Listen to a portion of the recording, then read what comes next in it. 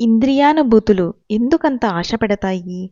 ప్రలోభాలు ఆశపెట్టేవి, అందులో సందేహం లేదు. మన ఇంద్రియ శక్తులన్నీ బయటి ప్రపంచం వైపు మళ్ళీ ఉన్నాయి. ఒక ప్రాణశక్తి ప్రవాహం మెదడు నుండి నరాల ద్వారా కళ్ళకు, చెవులకు, ముక్కుకు, నాలుకకు, చర్మానికి ప్రవహిస్తుంది.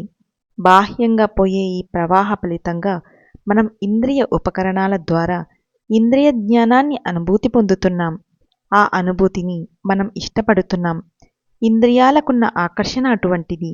వాటిని ఇష్టం వచ్చినట్టుగా ఉపయోగించడం ప్రమాదకరమైనది.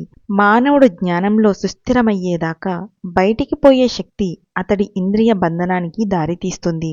పంచేంద్రియాలనే సర్చ్లైట్ ద్వారా మనం బాహ్య ప్రపంచాన్ని గ్రహిస్తాం. భౌతిక విశ్వాన్ని పరిశీలిస్తాం.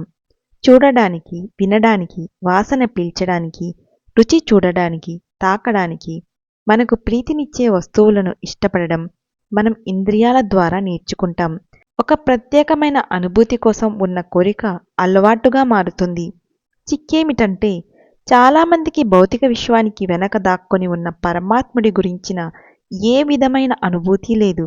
అందుచేత ఉద్రేకపరిచే ఆనందకరమైన ఇంద్రియానుభూతులకు, అనిర్వచనీయమైన ఆత్మ దివ్యానందానికి మధ్య సరిపోల్చగల ప్రమాణం వాళ్ళ దగ్గర లేదు.